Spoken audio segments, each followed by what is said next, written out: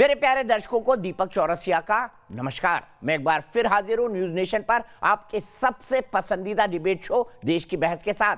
अटक से लेकर कटक और कश्मीर से लेकर कन्याकुमारी तक देश में जो सबसे बड़ा मुद्दा होता है उसमें हम आपकी राय जानकर चुनते हैं देश की बहस का विषय। बहस की दशा और दिशा भी आपके माध्यम से तय होती है। यही नहीं, शो में आप और हमारे एक्सपर्ट पैनल मंच को साझा करते हैं और देश में हो रही सबसे बड़ी हलचल पर बेबाकी से अपनी बात रखते हैं। तो आइए शुरू करें देश की बहस हमारे मेहमानों और माननीय जनता के साथ। आज आपने देश की बहस का जो मुद्दा तय किया है वो है एक देश तो क्या लव जिहाद पर एक कानून हो। इसे 75% लोगों ने वोट देकर देश की बहस का मुद्दा बनाना चाहा है। पिछले 4 महीने में 40 से ज्यादा लव जिहाद के मामले सामने आए और कई बेटियों को अपनी जान से हाथ धोना पड़ा तो कई परिवारों की बेटियों को धोखे से धर्म परिवर्तन के दर्द को झेलना पड़ा। ऐसे में न्यूज नेशन पर हमने देश की बहस में लगातार लव जिहाद की सच्चाई को सबके सामने रखा है। अब कई राज्य कानून बनाए जाने की प्रक्रिया को तेज कर चुके हैं ताकि लव जिहाद की आड़ में होने वाले क्राइम पर अपराधी बचकर ना जा सके और पीड़ित को न्याय मिल सके। इसी कड़ी में यूपी सरकार ने अध्यादेश मंजूर भी कर दिया, जबकि मध्य प्रदेश, हरियाणा समेत कई राज्य सरकारें जल्द ही लव जिहाद पर नकेल कसने के लिए कानून लाने की तैयारी में है, जबकि सेक्युलर खेमा समेत कई लोगों को इस कानून से ऐतराज है। दूसरी ओर लव जिहाद के शिकार हुए लोग कानून बनने की बात से राहत महसूस कर रहे हैं। आपको पता होगा हैदराबाद में क्या हुआ, दलित बेटी के साथ कैसे मार दिया गया जब वो अपनी शादी की बात करने गई थी। आपको एक किस्सा याद होगा कि आप उसके हक की आवाज उठाने के लिए आपकी एकेडमी बाहर निकली। आपके सबसे पसंदीदा शो देश की बहस ने लगातार लव जिहाद की सच्चाई को दुनिया के सामने रखा है और अब देश की राज्य सरकारें लव जिहाद पर बेहद गंभीर हो चुकी हैं। यूपी सरकार ने तो मामले की गंभीरता को देखते हुए इस पर अध्यादेश भी पारित कर दिया है ताकि जल्द ही कानून लागू हो सके। तो यह लोगों को पता चलना चाहिए कि छल और प्रपंच से, धोखाधड़ी से, किसी को गुमराह करके, अपना नाम छिपा करके, अपना धर्म छिपा करके जो धोखा देने का अब तक काम होता रहा है वो आगे नहीं होने पाएगा। उसके लिए कानून का शिकंजा तैयार हो। लेकिन कानून का कांटा किसी को चुभा है तो सबसे ज्यादा मशहूर शायर मुनव्वर राणा जैसे सेक्युलरों को। मोहब्बत में पहचान बताई जाती है, अगर मोहब्बत में पहचान बताई नहीं जाती तो उसको आप रेप केस रखें, लव जिहाद न रखें आप। जबकि यूपी के बाद अब मध्य प्रदेश और हरियाणा सरकार ने भी कानून बनाने की तैयारी शुरू कर दी है। इसमें सहयोग करने वालों को भी सजा का प्रावधान किया गया है। कोई भी दबाव डाल के, भय से, लालच देकर धर्म परिवर्तन नहीं करा सकता। हरियाणा में सख्त कानून बनाने पर प्रक्रिया हमने जारी कर रखी है। शीघ्र ही हरियाणा में भी ये कानून बनाया जाएगा। लेकिन इसके विरोध में भी स्वर उठे हैं। हमें कोई ऐसी खास चीज नहीं नजर आती सिवाय इसके कि वो कन्वर्जन पर रोक लगाना चाहते हैं इनडायरेक्टली। किसी को अंधेरे में रखकर धर्म परिवर्तन, धोखा देकर धर्म परिवर्तन, ये तो पहले से ही। हालांकि इस मामले में याचिकाकर्ता अश्विनी उपाध्याय ठोस कानून बनाने की अपील कर रहे हैं। 9 राज्यों में हिंदू पहले ही माइनॉरिटी हो चुके हैं। अगर हम अब भी लव जिहाद और धर्मांतरण के खिलाफ राष्ट्रीय स्तर पे कानून नहीं बनाएंगे तो आने वाले टाइम में हिंदू और कई राज्यों में माइनॉरिटी हो जाएंगे। देश की बहस में चर्चा है कि अलग अलग राज्यों में धर्मांतरण का धोखा देने वालों और लव जिहाद करने वालों को कानून ही सबक सिखाए। इसलिए लव जिहाद के खिलाफ एक देश एक कानून जैसे न्याय व्यवस्था ज्यादा प्रभावी हो सकती है। तो देश की बहस में हमारा आज का सवाल इसी से जुड़ा हुआ है, क्या लव जिहाद पर एक समान सख्त कानून बने? आप शो के दौरान इस मुद्दे पर अपनी राय हाँ या ना में न्यूज नेशन की वेबसाइट पर दे सकते हैं। हमारे मोबाइल ऐप जिसे डाउनलोड करना बेहद आसान है उस पर आप जा सकते हैं। हमारे ट्विटर हैंडल @NewsNationTV पर आप जा सकते हैं। हमारे फेसबुक पेज पर भी जा सकते हैं। इस शो के दौरान हम आपका जवाब भी दिखाएंगे। इसके साथ ही कार्यक्रम के दौरान अगर आपकी कोई राय है, आपका कोई सुझाव है, आप कोई कमेंट करना चाहते हैं या आप शो के अंदर शामिल होना चाहते हैं तो एक छोटा सा व्हाट्सएप बनाकर हमें 9711002266 पर भेज दें। आप जानते हैं देश की बहस देश का इकलौता ऐसा बहस का शो है जिसमें दर्शक खुद शामिल होते हैं पैनलिस्ट के तौर पर। और आज मेरे दर्शक शामिल होंगे ब्रिजकेतु मिश्रा सुल्तानपुर से, रितेश ठाकुर पटना से, वरुण मेहता कानपुर से, शगुन अरोड़ा गाजियाबाद से। सबसे पहले मैं अपने पैनल को इंट्रोड्यूस करता हूं। मेरे साथ प्रेम शुक्ला जी जुड़ गए हैं, भारतीय जनता पार्टी के राष्ट्रीय प्रवक्ता हैं, प्रखर पत्रकार रहे हैं। मेरे साथ विनोद बंसल जी जुड़ गए हैं, नेशनल स्पोक्स पर्सन है विश्व हिंदू परिषद के। मेरे साथ डॉक्टर शोएब जमई जुड़ गए हैं, प्रेसिडेंट है इंडियन मुस्लिम फाउंडेशन के। मेरे साथ मौलाना अली कादरी हैं, चेयरमैन सीरत उन नबी स्वास एकेडमी हैदराबाद के। मेरे साथ यशिका हैं जो कि लव जिहाद की एक विक्टिम है। थोड़ी देर में मेरे साथ अनुराग भदौरिया सपा से जुड़ेंगे। अनुराग भदौरिया जी जुड़ गए हैं मेरे साथ, और साथ ही साथ सदगुरु श्री रितेश्वर महाराज हिंदू धर्म गुरु है, मेरे साथ वृंदावन से जुड़ेंगे, जिन्होंने लव जिहाद पर काफी काम किया है। सबसे पहले यशिका के पास चलूंगा। मैं आपका ध्यान, सबका खासतौर पर मौलाना कादरी का ध्यान, मेरे भाई डॉक्टर शोएब जमई का ध्यान यशिका की तरफ आकर्षित करना चाहूंगा। मैं चाहता हूं कि यशिका अपनी बात बताएं। यशिका, क्या हुआ आपके साथ, कैसे हुई आपकी शादी और कैसे पहचान छुपाई गई? सर, एक लड़का था, मैं जैसे नर्स हूँ, मेरे मम्मी पापा कोई नहीं है। इस लड़के ने मुझे एक फ्रेंड के थ्रू मिला। इस लड़के ने मुझसे आगे शादी का प्रपोजल रखा। इसने अपना नाम टीटू बताया। अभी बताया? भी टीटू नाम, टीटू बताया कि वो हिंदू है लड़का। मुझे लगा कि लड़का अच्छा है, अगर मुझे शादी के लिए मिल रहा है, मेरे से नाम पूरी छुपाई गई। बाद में मुझे पता चलता है कि लड़का मुसलमान है। लड़के ने मुझसे बहुत, मेरा सारा पैसा तक खा गया। मैंने 1-1 रुपया जोड़ा था, मेरे माँ बाप ना होने के बावजूद भी मैंने 1-1 रुपया जोड़ा। आज मेरे पास कुछ भी नहीं है। आज उसने मुझसे शादी करके, कोर्ट मैरिज करके मुझे रोड पे छोड़ दिया है। आज मुझे समझ में नहीं आता मैं कहाँ जाऊँ। पुलिस इसमें कोई कार्रवाई नहीं कर रही है। मैं थाने के चक्कर काट काट के दुखी हो गई हूँ। कभी कभार से मेरे पास पैसे तक भी नहीं होते हैं कि मैं अपने लिए कुछ कर सकूँ। मैं क्या करूँ, मुझे समझ में नहीं आता मैं कहाँ जाऊँ।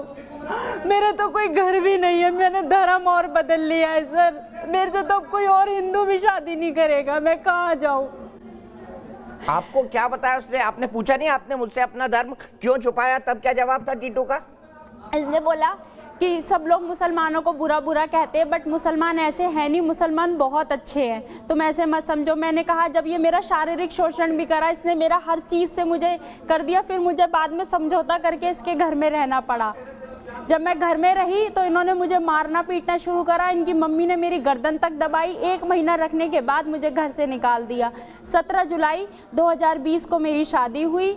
अगस्त में मैंने पुलिस में कंप्लेंट लिखवाई कि मेरे ससुराल वाले मुझे घर में नहीं घुसने दे रहे हैं, मुझे घर में मारा पीटी कर रहे हैं, बट मेरी वहाँ पे किसी ने कोई सुनवाई नहीं करी। थाने वालों ने नॉर्मल सी धाराएँ लगा दी, दहेज लेके मारा पीटी तक ले। उस लड़के ने वहाँ से बेल करवा ली। मेरे पास इतना भी पैसा नहीं है कि मैं कोई वकील कर पाऊँ जो मैं उनके लिए आगे केस लड़ पाऊँ। आज मैं आप लोगों के पास आई हूँ कि प्लीज़ मेरी सुन लो, वरना आज तो मेरी खबर आ रही है, मैं आज आपके सामने लाइव बैठी हूँ, वरना कल को मेरी यही आप न्यूज़ चलाना कि मैं मर दी, उन लोगों ने मुझे मार दिया, मेरी जान तक को खतरा है, मुझे धमकियाँ मिलती है, वो मुझे मार भी सकते हैं। मैं अकेली रहती हूँ, मेरे पास कोई सहारा नहीं है, मैं कहाँ जाऊँ, कोई भी नहीं है।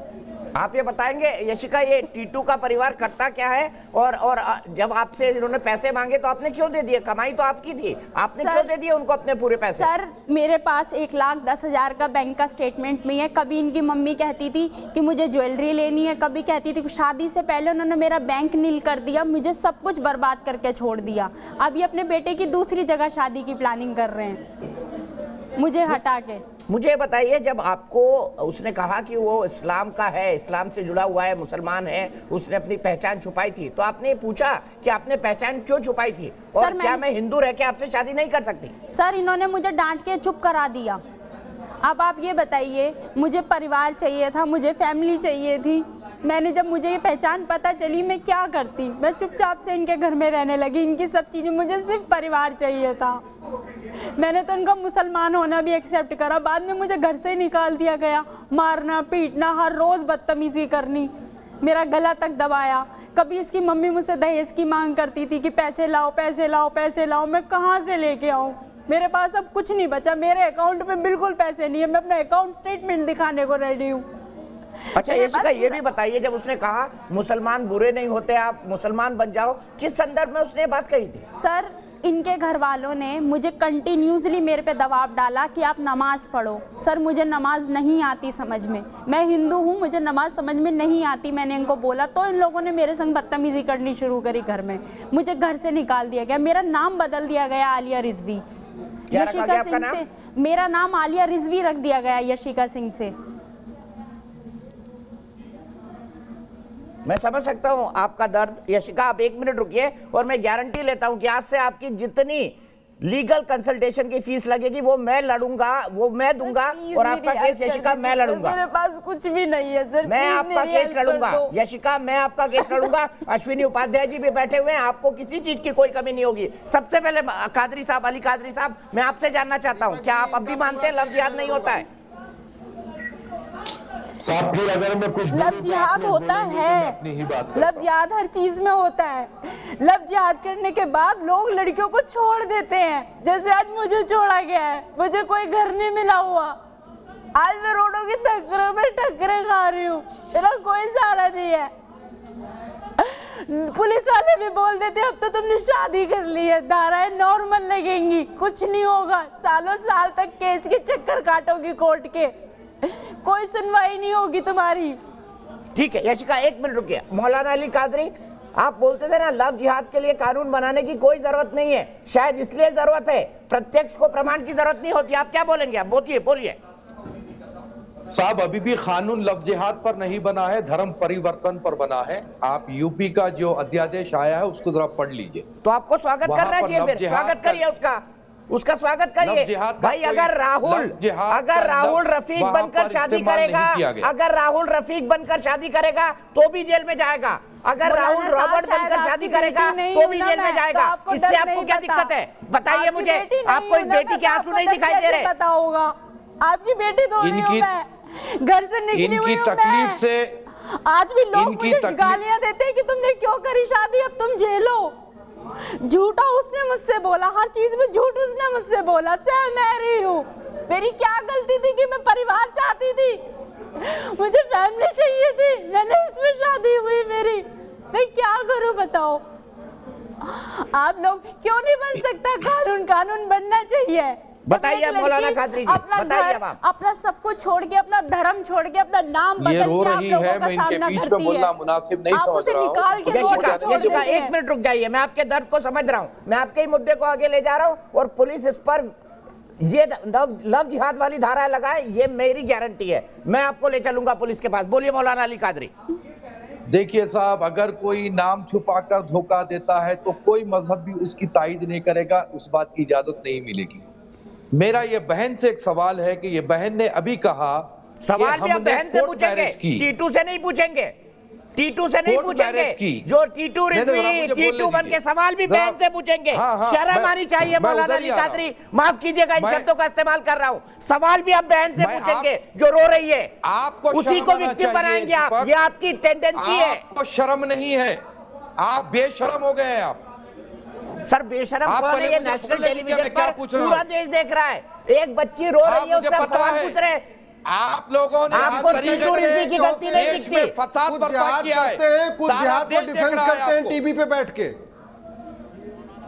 शोएब भाई, आप भी बहन से सवाल पूछेंगे। दीपक जी कहा ना, जिहादी कई तरीके के होते हैं, कोई लफ्ज जिहाद करते हैं, अगर यशिका को इंसाफ दिलाना को आप देश को बांटना कहेंगे तो मैं वो भी मानने को राजी हूँ, लेकिन यशिका को मुझे कर रहा हूँ, अगर उसने वो लड़के ने अपने आप को हिंदू बताया, कोर्ट मैरिज हुआ, तो उस वक्त उसके सर्टिफिकेट, उसका नाम, उसका आधार क्या चीज से पेश हुआ? उस वक्त क्या नहीं मालूम हुआ कि ये मुसलमान है? मुझे उस वक्त मालूम हुआ, बिल्कुल मालूम हुआ, जब तक मेरा इस्तेमाल कर दिया गया था, मेरा शोषण किया था उसने, मुझे बर्बाद कर दिया था उसने, मैं क्या करती आप बताओ? गंदी हरकतों की हम तायद कभी नहीं करेंगे। क्या शादी करने के बाद लड़की को छोड़ दिया जाता है?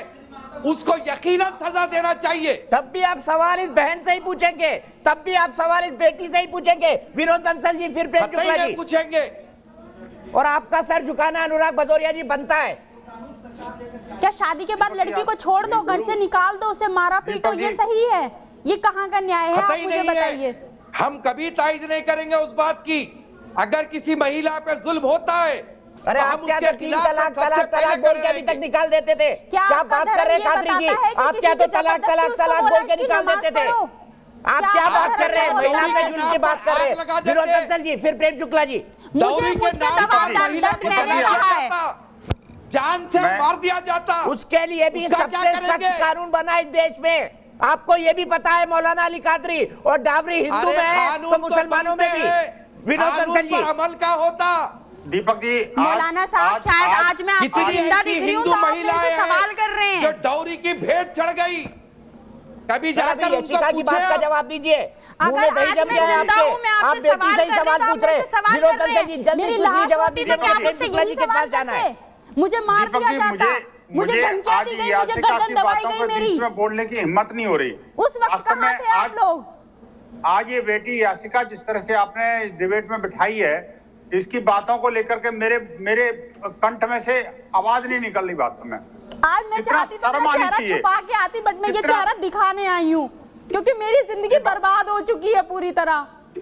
आपकी सर को पूरी हमदर्दी है हमारी। मैंने पूरा मौलाना जी प्लीज बीच में मत बोलिए, आपका वक्त नहीं है। आप मैं सीधे प्रेम शुक्ला जी के पास जाऊंगा। प्रेम शुक्ला जी भारतीय जनता पार्टी के राष्ट्रीय प्रवक्ता हैं आप। मैं आप चाहूंगा कि आप व्यक्तिगत तौर पर यशिका के केस में इंटरवीन करें और ये इंश्योर करें कि उत्तर प्रदेश पुलिस, क्योंकि ये ग्रेटर नोएडा में रहती है, सही धाराओं में इनके खिलाफ केस दर्ज करे। अब होता है केस दर्ज।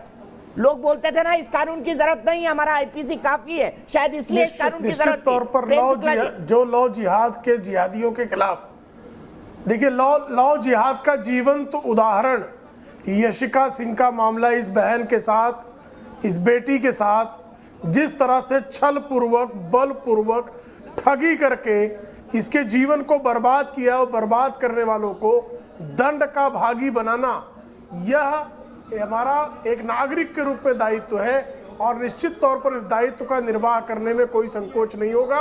आदरणीय मुख्यमंत्री जी के कार्यालय से संपर्क करके उत्तर प्रदेश के जो कंसर्न अधिकारी हैं उनको तत्काल इस मामले में तत्काल कार्रवाई, एक बहन के साथ, एक बेटी के साथ आप इस तरह करेंगे मुझे डर है कि और वो लोग समाज मुझे जो है मार पूरी तरह से देंगे। मूकदर्शक बन जाएगा, व्यवस्था ठगी सी महसूस करेगी।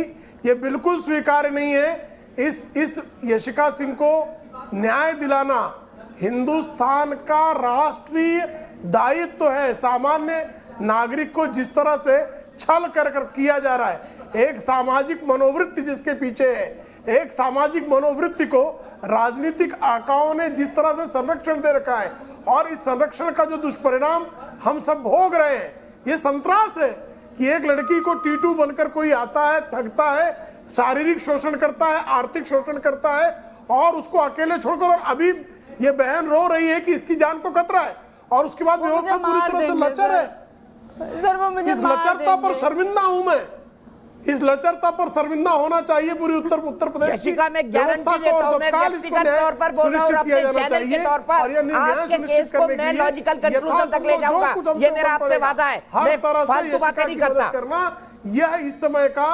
तत्काल, इस समय का धर्म है। ठीक है, मैं सीधे चलता हूं शोएब जमाई के पास। शोएब जमाई जी, लव जिहाद शब्द से आपको भी ऑब्जेक्शन था। जिहाद शब्द लव में जोड़ना मैं भी ठीक नहीं मानता, लेकिन मुझे बताइए जिहाद के नाम पर जब आतंकवाद हो रहा है दसियों सालों से, उस पर तो आप लोग खामोश रहते हैं। इस बहन के आंसू पर क्या बोलेंगे अब आप? या आप भी मौलाना अली कादरी की तरह इससे ही सवाल पूछेंगे, टीटू रिजवी से नहीं?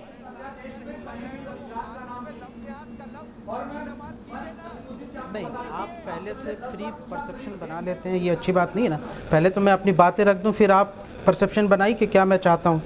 देखिए फर्स्ट पॉइंट ये है कि जो बहन कह रही है अभी कि मुझे जान का खतरा है, तो मुझे तो हैरत इस बात का है कि उत्तर प्रदेश की प्रशासन क्या कर रही है। क्या ये उत्तर प्रदेश की प्रशासन और मुख्यमंत्री की लाचारी नहीं है कि वो एक बेटी की सुरक्षा नहीं कर पा रहे? तो सवाल तो सरकार पे उठता है, बेटी पर नहीं उठता है, और ना ही मैं उठाऊंगा। दूसरी बात, पॉइंट नंबर 2 ये है कि इस देश में आप उन्हीं का समर्थन करते हैं।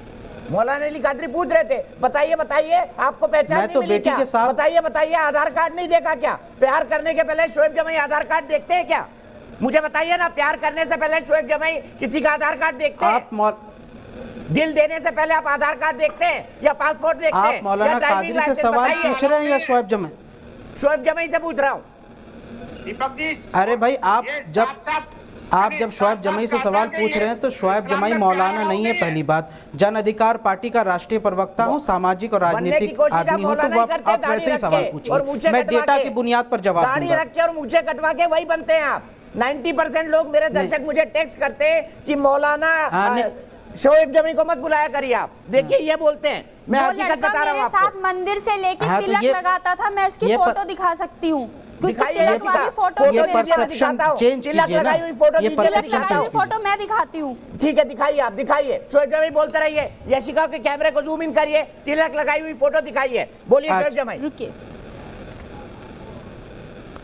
देखिए, पहली बात यह है कि इस देश में एनसीआरबी का इस बार डेटा आया है जो 4,05,000 जो केसेस दर्ज हुए हैं महिलाओं के अपराध के खिलाफ, जिसमें 30% सबसे ज़्यादा डोमेस्टिक वायलेंस का केस है और 8% रेप के केसेस हैं और 20% किडनैपिंग के।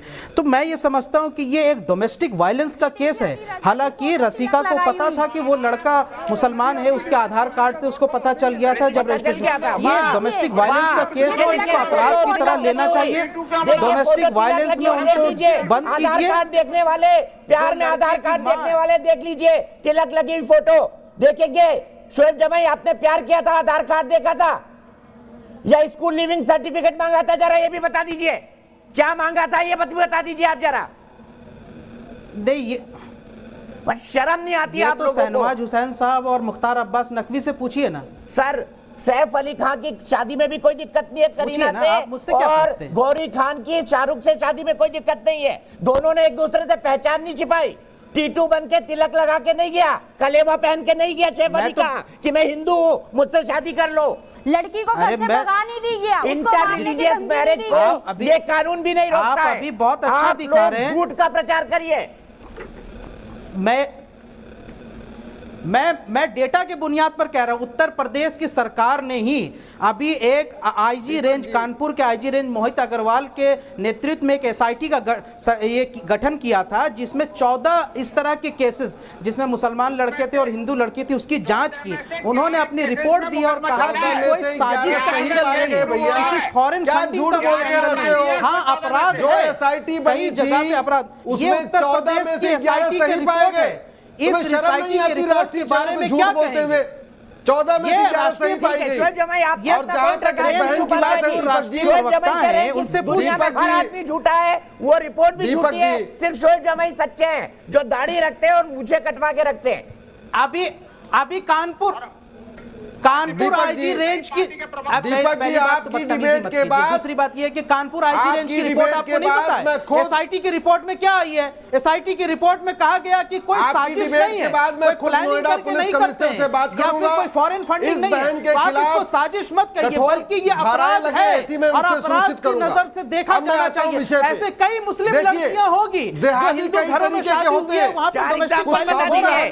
ये बातें आप उल्लास के मामले में नहीं कहते हैं। उल्लास की बात बता दीजिए, ये इनके अलग अलग रूप है। बता दीजिए, कोई मैं आपको 100 दे दूंगा।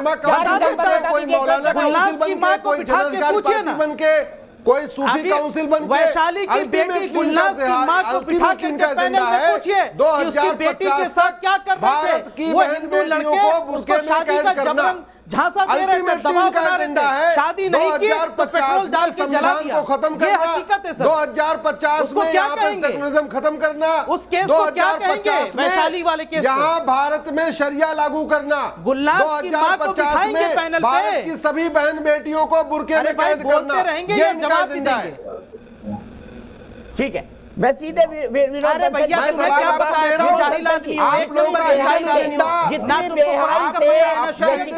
बहन पर सवाल उठाए जा रहे हैं उस पर आप क्या बोलेंगे? एजेंडे के बारे में फ्रांस जानता है, आपके एजेंडे को चीन भी जानता है, मैं सिर्फ विनोद बंसल के अमेरिका भी जानता है, गुलनाज की मां को पैनल पर बिठा के सवाल पूछिए कि उनकी मां पे क्या गुजरा जब वो राकेश और वो लड़के चंदन ने सर उसमें 4 मुसलमान लड़के भी थे, आप आधे नाम क्यों ले रहे हैं? पूरे बता दीजिए ना विनोद बंसल जी, ये कुछ भी बोलते हैं शोएब जमाई। दीपक जी, आज आपके शो में यासिका का दर्द ऐसा था कि मेरा तो गला रुंध गया। वास्तव में अगर थोड़ा सा भी किसी के अंदर, देश के अंदर सेंसिबिलिटी होगी, थोड़ा सा भी दिमाग होगा, मानवता होगी, अगर कोई पत्थर दिल हो तब तो उसका तो मैं नहीं कह सकता। या जिन्होंने जिहाद की कसम खा रखी हो, तलवार के बल पर पूरे दुनिया को दारुल इस्लाम बनाने की कसम खा रखी हो, उनका तो कोई जवाब नहीं है। लेकिन वास्तव में अगर किसी ने भी आपकी डिबेट जब देखी होगी, जो डिबेट देख रहे हैं आपके करोड़ों दर्शक जो है, वो आंखों में से आंसू आ गए होंगे इस बेटी के दर्द सुन करके। और कम से कम ये जो आपके पैनलिस्ट बैठे हुए हैं, मुझे समझ में नहीं आता किस पत्थर के बने हुए हैं। इनको शर्म आनी चाहिए, इनको डूब के पानी में मर जाना चाहिए, चुल्लू पर पानी में। ये कम से कम अगर इनकी बेटी होती, इनकी सगी बेटी होती, तो इनके साथ क्या होता, क्या बीतता। और मुझे बताइए, ये यासिका के साथ जो छल हुआ, जो कपट हुआ, जो दुराचार हुआ, जो पापाचार हुआ, जो अनाचार हुआ, वो जो कानून के साथ में जो खिलवाड़ किया, आखिरकार मैं चाहता हूं इसका एक डिटेल इन्वेस्टिगेशन हो। और जो पुलिस अधिकारी है जिनके जहां पर इसने मुकदमा दर्ज किया, उन्होंने जो बदमाशी की, उनके खिलाफ भी सख्त कार्रवाई होनी चाहिए। और कार्रवाई और उस इस्लामिक जिहादी और उसके गैंग के साथ भी होनी चाहिए जिन्होंने ऐसी बेटियों का तिलहरण किया और पूरा मरने के लिए छोड़ दिया। मैं कहता हूं इस बेटी को किसी भी तरह से न्याय अविलंब मिलना चाहिए और दिला के रहेंगे हम, लेकिन इस तरह की सारी बेटियों को न्याय मिले, विश्व हिंदू परिषद का ये संकल्प है। और हम देश भर की हर बेटी मैं को सीधे न्याय मिले। विनोद बंसल जी आप भाषण दे रहे हैं, लेकिन पहले आप बोलिए कि आप यशिका के साथ खड़े रहेंगे। उसके पास पैसे नहीं है, कानूनी मामले में मदद करेगी विश्व हिंदू परिषद, वादा करिए। मैं खुद कर रहा हूं, मैं पर्सनली इनके केस को देखूंगा। सर मेरे पास कुछ भी नहीं है, कहने की कोई बात ही नहीं है। जब आपने वादा कर दिया, पूरा समाज इसके साथ खड़ा हुआ है। मेरा अकेला विनोद बंसल विश्व हिंदू परिषद नहीं है इसमें, ऐसी हर बेटी के साथ में हिंदू समाज खड़ा हुआ है। और ऐसी इसका जैसी एक एक बेटी को चुन के लाएंगे और इन इस्लामिक जिहादियों के आतंक से मुक्त करेंगे। सुल्तानपुर से ब्रिज मेरे साथ जुड़े हुए हैं, ब्रिज मिश्रा, मैं चाहता हूं उनके पास चलूं। सुल्तानपुर शुक्ला जी का शहर है, ब्रिज जुड़े हुए हैं क्या? आज मैं आप सब लोगों के ब्रिज के पास चलता हूं। यशिका एक मिनट रुकिए, ब्रिज के पास मैं चल रहा हूं। ब्रिज बताइए, आपने यशिका के दर्द को देखा, क्या कहेंगे इस दर्द को देख के? क्या आप भी मानते हैं कानून बनाकर दूरियां पैदा की जा रही है समाज में?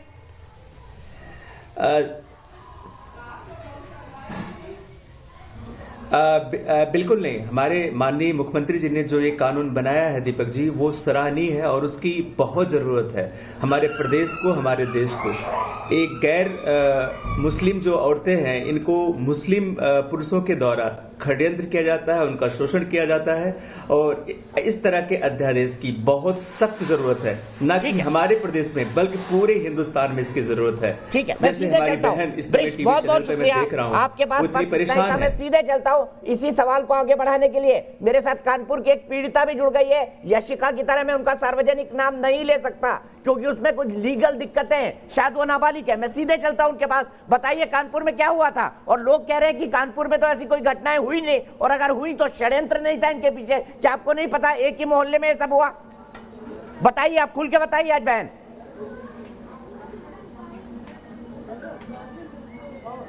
सर अगर ये षड्यंत्र नहीं था तो आप ये बताइए जी, ये जिस लड़के ने मेरे साथ किया है, शिबू अली ने, इसके घर में खाने तक को पैसे नहीं है। लेकिन आज को जब ये केस चल रहा है, क्योंकि इसने शुरू से मुझ पर प्रेशर डाला है कि धर्म परिवर्तन करें। शुरू तो मैं इसकी बातों में मतलब मेंटली तौर पर मैं प्रिपेयर नहीं थी, इसकी बातों में आ गई और इसने मुझे कैद करके रखा था। तब तो मैंने इसकी बातें मान ली। जब मैं इसकी कैद से छोड़कर अपने घर आई हूँ तब भी ये मुझ पर प्रेशर डालता रहा। जब मैंने इसकी बात नहीं मानी है तब इसने लास्ट में मुझे 14 अगस्त को बुलाकर चाकुओं से कई बार कि मुझे मारने की कोशिश की है। वो तो कहिए कि भगवान का शुक्र मैं आज यहाँ बैठकर अपनी आप बीती सुना रही हूँ, नहीं तो मेरा भी उन्हीं लड़कियों में नाम शामिल होता जो लड़कियाँ मर चुकी हैं। और फिर मैं अपनी आप बीती कैसे बताती यहाँ पर। और ये सोचिए कि उस लड़के के घर में खाने पीने का ठिकाना नहीं, 4 बर्तन नहीं है। और आज को मतलब वो लड़का, जब मैं उसके साथ गई थी, सब मेरे ही जेवर बेचकर सारा खर्चा चलता था, मैं ही कमाती थी, तब वो खाना पीना होता था। आज को वो लड़का इतना महंगा वकील उसके घर वाले कर रहे हैं उस लड़के के लिए कि उस वकील की एक हेयरिंग की 10-10 हज़ार फीस है। कहाँ से ये पैसा आ रहा, कहाँ से उसको सपोर्ट मिल रहा? और उस लड़के का कहना भी था कि मैं कुछ भी कर दूँ, मैं तुम्हें मार के फेंक भी दूँ तो मेरा कुछ नहीं होगा, मेरे पीछे बहुत अच्छे बड़े बड़े लोगों का हाथ है। तो कहाँ से ये हिम्मत मिलती है? आप क्या कहेंगे इस चीज़ को? शोएब भाई, आप कानपुर की बात कर रहे थे, जवाब दे दीजिए। शिबू अली 10,000 की हियरिंग का रोज का वकील, उसके बाद अश्विनी भाई जवाब दे दीजिए। प्रत्यक्ष को प्रमाण की जरूरत नहीं होती। शोएब भाई जवाब दीजिए। 10,000 का वकील रोज खड़ा हो जाता है हर हियरिंग के लिए, जिसके घर खाने के पैसे नहीं, जो इसकी तनख्वाह में घर चलाते थे। कहाँ से आता है ये पैसा? कहाँ से आती है फंडिंग? मैं तो आप और सीबी ये सीबी वाली सचिन क्यों मना? मैं तो आपको चैलेंज कर रहा हूं कि आप कानपुर रेंज के आईजी मोहित अग्रवाल को बिठा के पूछिए क्या उनकी एसआईटी ने जो जांच की थी उस रिपोर्ट में उन्होंने यही तो कहा है कि कोई साजिश का एंगल नहीं है, किसी फॉरेन फंडिंग नहीं है। लेकिन जो 14 केसेस उन्होंने जांच किए उसमें कई जगह नाबालिग लड़कियां थी जिसके ऊपर केस दर्ज किया गया है। बता दीजिए ना कहाँ लिखा है। आप भैया कानपुर रेंज के आईजी मोहित को लाइन पर लाइए, कानपुर रेंज के आईजी मोहित को लाइन पर लाइए। शोएब जमाई इनको कोट कर रहे हैं, अगर गलत कोट कर रहे हैं वो भी साफ आना चाहिए। अश्विनी उपाध्याय जी जनसत्ता सर मैं आ रहा हूँ मैं ले रहा हूँ की रिपोर्ट है। अश्विनी उपाध्याय जी लीजिए, जनसत्ता की रिपोर्ट है 24 नवंबर की। जनसत्ता और इंडियन एक्सप्रेस ने छापा है 24 नवंबर 2000। बहुत बड़ी साजिश। अरे सुनो भाई, ओए जनसत्ता वाले दाढ़ी वाले सुनो, ओए सुनो दाढ़ी वाले सुनो, बहुत बोल लिए। अरे बदतमीज दीपक जी, एक बहुत बड़ी इंटरनेशनल साजिश चल रही है भारत में सनातन धर्म को खत्म करने की। नहीं करो, ये सनातन धर्म को खत्म करने की बहुत बड़ी साजिश चल रही है। काफी हद तक बेसब्री हो गए। सब कुछ लुटा चुकी है। आप अपने ईगो ट्रिप ऑफ ईगो में पड़े। अरे कहाँ का जाहिल बैठा लिया दीपक जी आपने? ये कहाँ का आतंकवादी आपने बैठा लिया? ये कौन आतंकवादी बैठा हुआ है दीपक जी? ये कौन सा अलगाववादी आ गया? ये क्या कर रहे हैं दीपक जी? ये कहाँ ऐसे मक्कार को हटाइए। ये कहाँ का जंगली बैठा है दीपक जी आपने? मक्कार को डिबेट से हटाइए। ये देखिए अलगाववादी है, कहाँ से अलगाववादी है? ये देखिए जरा इस आतंकवादी को हटाइए दीपक जी, पैदाइश औकात में हटाइए इस आतंकवादी को। जब तक आप माफी अरे इस आतंकवादी को हटाइए, माफ कीजिएगा। इस अलगाववादी को हटाइए तुरंत। ये कमाल की बात है, तुम्हारी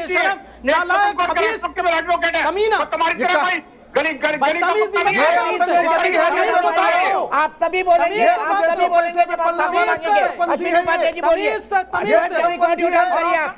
गालियों का इस्तेमाल कर रहे हैं नेशनल टेलीविजन पर, अपने आप को डॉक्टर और इंटेलेक्चुअल बताते हैं। शोएब जमाई की क्या जवाब देंगे? अश्विनी उपाध्याय जी बताइए। शोएब जमाई जी बस हो गया।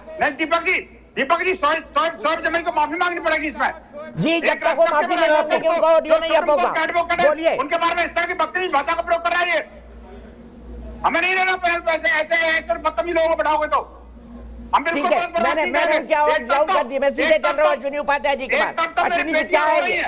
और दूसरी तरफ ये धमकी दे रहा है, आतंकवाद दिखा रहा है, आतंकवादी है ये। दीपक कैसे देश बता? दीपक जी मैं पूरी जिम्मेदारी के साथ कहता हूँ, मैं पूरी जिम्मेदारी के साथ कहता हूँ, भारत के 9 राज्यों में कुछ भी कीजिए आप तब तक एयर पे नहीं जाएंगे। अश्विनी उपाध्याय जी बोलिए आप, फिर मैं मौलाना कादरी जी के पास जाऊंगा।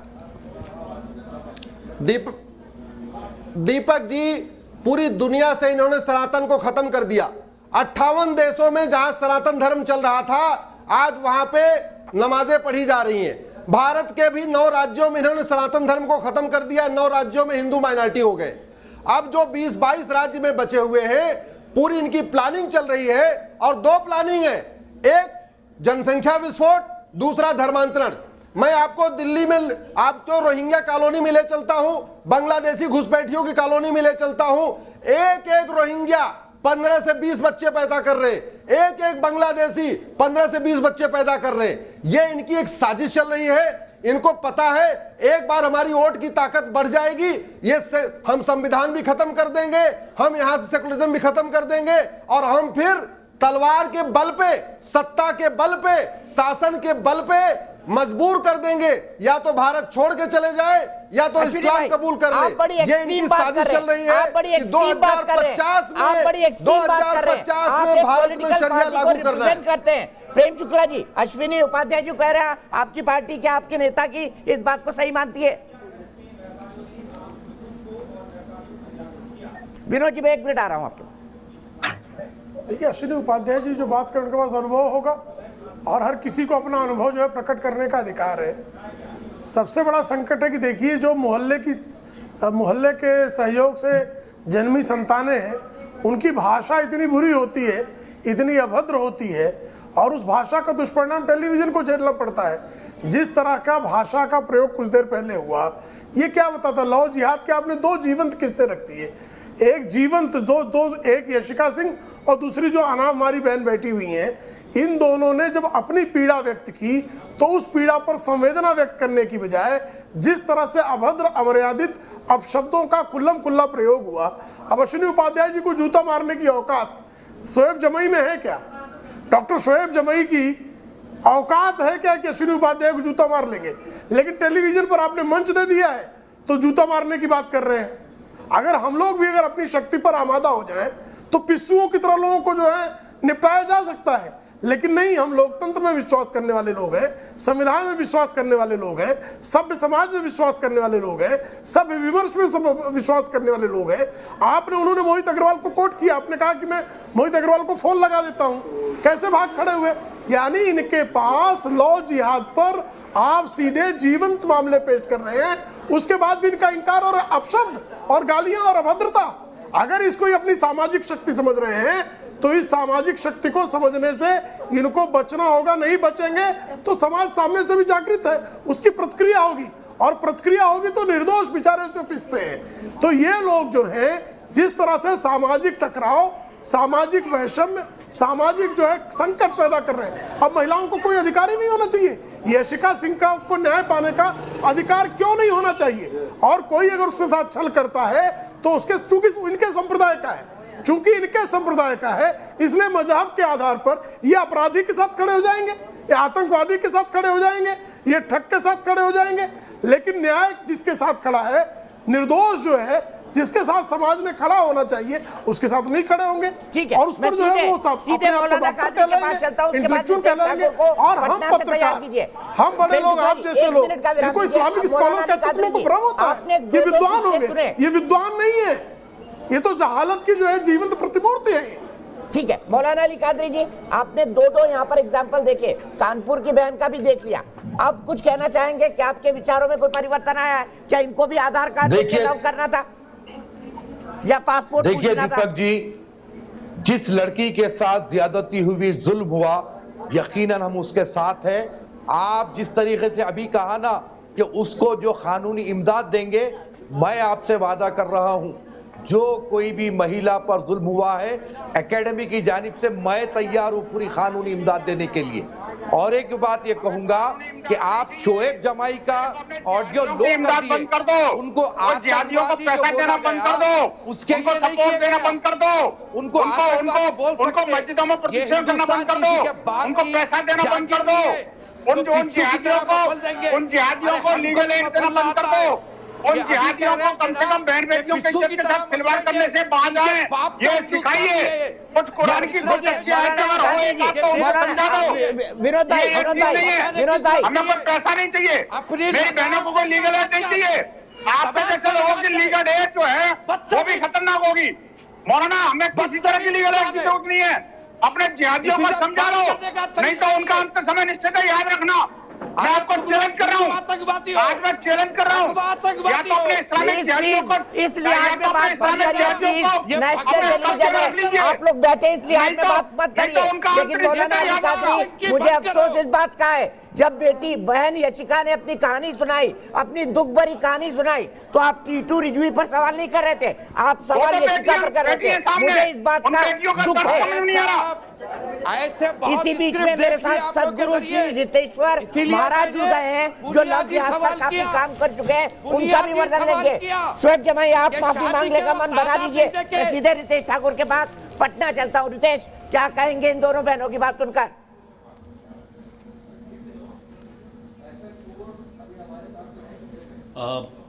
दीपक, बहुत ही ज़्यादा दुख हो रहा है मुझे ऐसी घटनाओं के बारे में जानकर, और ये किसी भी तरफ से हो, इसे माफ़ नहीं किया जाना चाहिए। कानून बननी चाहिए इस पे, ऐसी चीज़ों पे। अगर आपको जबरन धर्म परिवर्तन कराने की सोच रखता है कोई, तो उसको सज़ा मिलनी चाहिए।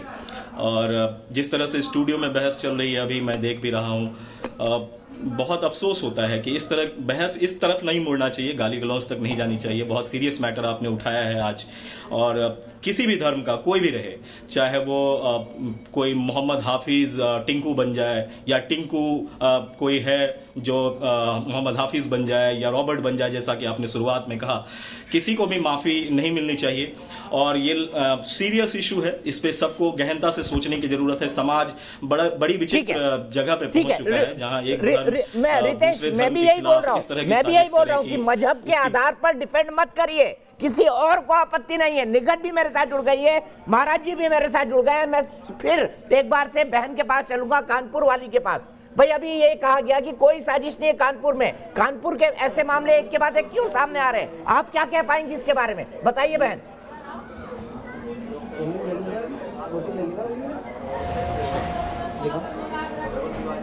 सर अगर देखिए, मुझे तो शुरू में नहीं पता था कि ये क्या चीज़ हुई है मेरे साथ। मैंने तो मतलब जब शुरू से तो इसने मुझे टॉर्चर किया है, फिजिकली मेंटली पूरी तरह से टॉर्चर किया। मैं किसी तरह फिर भी अपने घर वालों के पास वापस आ गई हूँ, क्योंकि ऐसे केसों में ये होता है कि लड़कियों के घर वाले तो सपोर्ट करते नहीं हैं, तो मेन उन लड़कों को बल यही मिलता है कि इसका कोई कुछ नहीं है। जब तक मैं इसकी बात मानती रही, इसके कहने पर चलती रही, तब तक तो ठीक रहा। और जहाँ मैं आर्ग्यूमेंट करती थी तो हमेशा मुझे मारा पीटा जाता था। कई बार मतलब इतना मारा इन लोगों ने, इसके घर वालों ने, ज़बरदस्ती मुझसे नमाजें पढ़ाई गई हैं, बुर्का पहना कर ले जाया गया, मुझे कहीं भी जाना होता था, गाय का भैंसे का मीट खिलाया गया। तो ये चीज़ें क्या है, ज़बरदस्ती प्रेशर डालते थे कि धर्म परिवर्तन करो। अगर मैं बात नहीं मानती थी तो मारपीट होती थी। जब तक इसकी बात मानी तो ठीक है।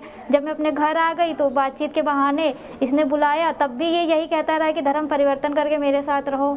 अब मैंने तब भी आर्ग्यूमेंट किया, तो इसने लास्ट में जब कोई रास्ता नहीं दिखा कि अब ये इसकी बातों में मैं आऊँगी नहीं, तो इसने लास्ट में मुझे चाकुओं से मारना स्टार्ट कर दिया। ये मार के मुझे फेंक देता। मतलब इन लोगों का होता ही है कि जब तक अगर लड़की बात मानती है तो ठीक है, अगर जहाँ लड़की अपनी तरफ से सोचना शुरू करती है तो या तो उन लड़कियों को मार के ये लोग फेंक देते हैं कि, और या फिर ये कहीं बेच देते हैं, या फिर उन लड़कियों को गलत धंधे पे बिठा देते हैं। मेरे साथ भी यही इसने किया। वो तो कहिए कि प्रशासन तुरंत वहाँ पर पहुँच गई। मैंने आवाज़ दी 2 लड़कों को, लड़कों ने पुलिस वालों को बुलाया, प्रशासन ने तुरंत एक्शन लिया और तुरंत की तुरंत इसकी गिरफ्तारी हो गई। और अभी भी देखिए कि उस लड़के के लिए इतने महंगे महंगे वकील आ रहे हैं। आप उनके घर चले जाइए, आप उनके घर की हालत देख लीजिए, 2 बर्तन नहीं ढंग के इनके घर में निकलेंगे। और आप बता रहे साजिश कहाँ से? मतलब अब वो तो मुझे जब वकील साहब ने बताया है कि बेटा तुम्हारे साथ ये चीज़ हुई है, तुम इस चीज़ का शिकार हो, तो मुझे तो ये भी नहीं पता था कि मतलब ये लव जिहाद क्या होता है। मुझे तो कुछ नहीं पता। तो मुझे आप लोगों के ज़रिए से मुझे पता पड़ रहा है कि मैं किस चीज़ का शिकार हुई हूँ।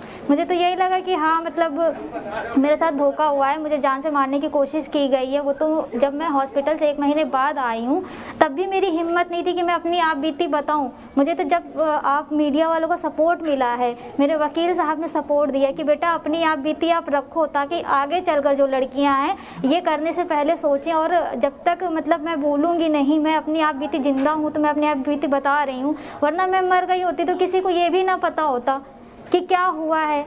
तब तो मतलब जो वो लड़का कह रहा होता वही बातें मानी जाती। अब मैं तो बता रही हूँ ना अपनी आप बीती की क्या चीजें हुई हैं मेरे साथ, कैसे मुझे रखा गया है। बहन, आपके तो वकील भी साथ बैठे हुए हैं, और मान लीजिए सबने सपोर्ट किया, मीडिया ने सपोर्ट किया है। जानना चाहूंगा, लेकिन शोएब जमाई, सबसे पहले आप माफी मांगेंगे, आप हाथ उठा रहे हैं, अपने शब्दों के लिए खेद प्रकट करेंगे। आप किसी चैनल पर ये नहीं बोल सकते मैं तेरे को जूता मारूंगा, ये शब्दों को मैं नहीं अलाउ कर सकता। शोएब जमाई, आप खेद जता दीजिए, आप अपनी बात कह सकते हैं।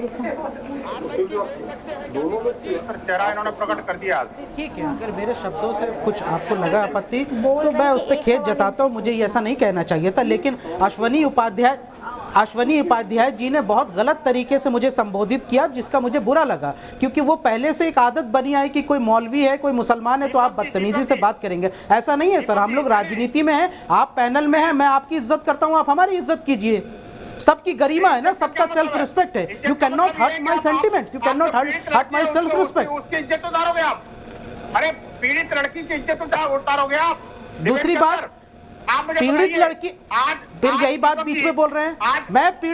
मैंने तो पीड़ित लड़की से कभी सवाल नहीं पूछा, मैं तो पीड़ित लड़की से सवाल नहीं पूछा। हमने कहा हम उनके साथ हैं, वो अपराध हुआ है, अपराधियों को सजा दीजिए।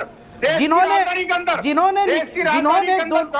दोनों जो केसेस आप लेके आए हैं उनको सजा दीजिए जिन लड़कों ने ऐसा किया है। मैं तो उनके साथ नहीं खड़ा था, लेकिन कानपुर रेंज की एसआईटी जांच जो हुई इस पर हमने पूछा आज मोहित अग्रवाल से खाने के पैसे नहीं है। विनोद बंसल जी एक मिनट, शिबू जिसने उनके ऊपर जानलेवा हमला किया, जिसके चलते वो 1 महीने अस्पताल में रही, उनके पास 4 बर्तन नहीं है, खाने के पैसे नहीं है, उनकी तनख्वाह पे घर चलता था, लेकिन अब 10-10 हजार की एक हियरिंग के वकील जा रहे हैं। ये पैसा कहां से आ रहा है शोएब जमाई, बताइए ना, कौन चंदा कर रहा है इनके लिए?